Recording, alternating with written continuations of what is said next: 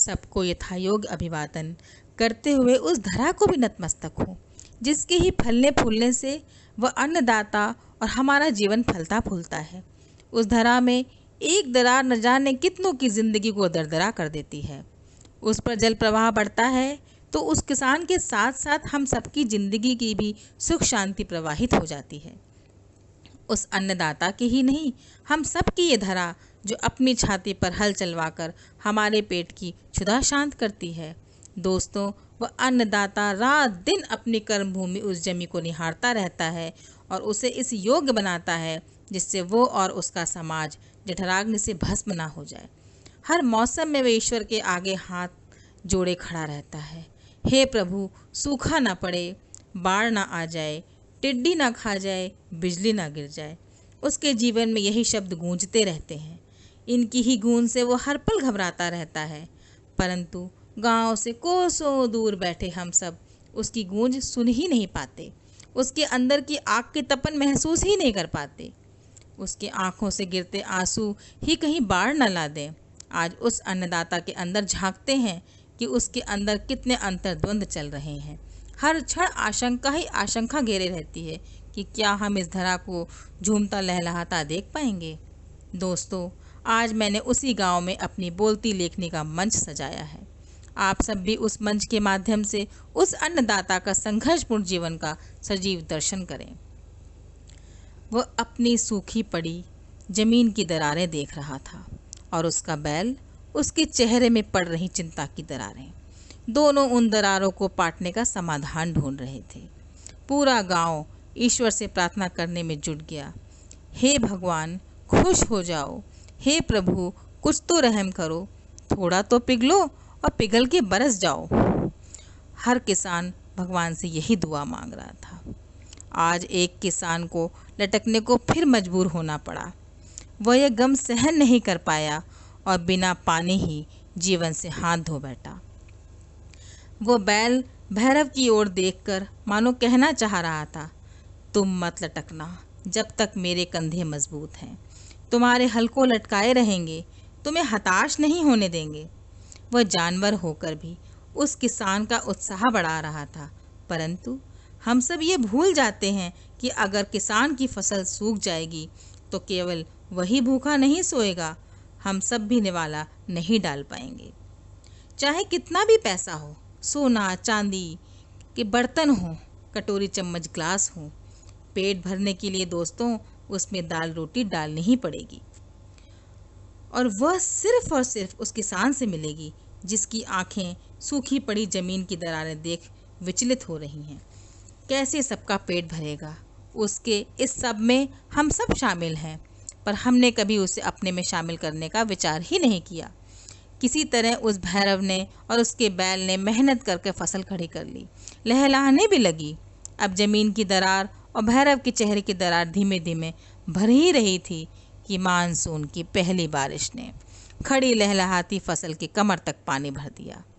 हे प्रभु, जब पानी मांगा तब तो दिया नहीं, अब दिया भी तो ऐसा कि फिर जीवन खतरे में डाल दिया। बेचारा किसान सारी जिंदगी केवल खेतों की जुताई गुड़ाई ही नहीं करता, बल्कि अपने जीवन के सुख दुख की भी गुड़ाई करता है। कभी तो सुख आएंगे की आशा से उतार चढ़ाव झेलता रहता है। 3 दिन हो गए, बारिश रुकने का नाम ही नहीं ले रही। अब तो पानी फसलों में गले से ऊपर निकल गया। अब कोई नहीं बचा सकता था भैरव के खेतों को। बैल के भी कमर से ऊपर पानी जा रहा था। पूरा गांव धीरे धीरे शहर की ओर प्रस्थान करने लगा, यही सोचकर कि जीवन रहेगा तो यापन के साधन भी ढूंढ लेंगे। बेचारा भैरव 4 बच्चों को लेकर कहाँ जाए ये समझ नहीं पा रहा था। उसने बैल की ओर देखा, इस बेचारे को कहाँ छोड़ दे और ले जाकर कहाँ रखेगा, क्या खिलाऊंगा, सबको यहाँ से ले कैसे जाऊंगा। तभी बैल ने हुआ हुआ करके इशारा किया, सब सामान बैलगाड़ी पर ला दो और मैं तुम्हें यहाँ से निकाल दूंगा।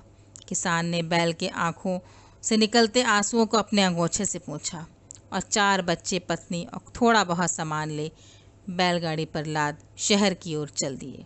रास्ते भर डूबते खेतों को देख देख कर भैरव और उसका बैल व्याकुल हो रहे थे। कि जैसे अपने जिगड़ के टुकड़े जिसे जितने जतन से पाला पोसा यूं ही अकेला खुले आसमान के नीचे छोड़ के जा रहे हो। फसलें भी पानी में दबी दबी ऐसी लग रही थीं, अब जीना व्यर्थ है, इस जल में ही जल समाधि ही लेना उचित होगा। भैरव का बैल खुद आधे से ज़्यादा पानी में डूबा, पर उसके पूरे परिवार को मझधार से पार करा लाया। शहर आकर सड़क किनारे पत्नी बच्चों को उतार बैल को पेड़ के नीचे बांध दिया। इतने बड़े शहर में कहाँ जाए, क्या करे, कुछ समझ नहीं आ रहा था। 2-3 दिन भैरव काम की तलाश में सारा दिन घूमता रहा, परंतु सफलता नहीं मिली। अब तो खाने का भी लाले हो रहे थे, बचा कुचा सामान भी खत्म होने लगा था। बहुत परेशान था। एक दिन एक फैक्ट्री से उसे बैलगाड़ी से सामान ढोने का काम मिल गया। एक बार फिर वह और उसका बैल मिलकर जिंदगी की गाड़ी खींचने लगे। रोज के कभी 50 रुपये कभी 100 रुपये मिल जाते। किसी तरह काम चलने लगा। धीरे धीरे उसने टीन की छत डालकर एक कमरा रहने लायक बना लिया। खर्चा अधिक होने के कारण भैरव की पत्नी ने भी कुछ काम करने की सोची और घर में ही बच्चों को देखते संभालते हुए पापड़ अचार चटनी बनाने लगी और आसपास के साप्ताहिक बाजार में बेचने लगी। धीरे धीरे उसके हाथों का स्वाद बहुत से लोगों की जीभ तक पहुंच गया। उसे बहुत काम मिलने लगा। इधर भैरव का बैल समय के साथ साथ बूढ़ा होता जा रहा था। अब उसमें इतनी क्षमता नहीं थी कि बोझ उठा सके, पर उसने कभी हिम्मत नहीं हारी। भैरव के लिए हमेशा तैयार रहता।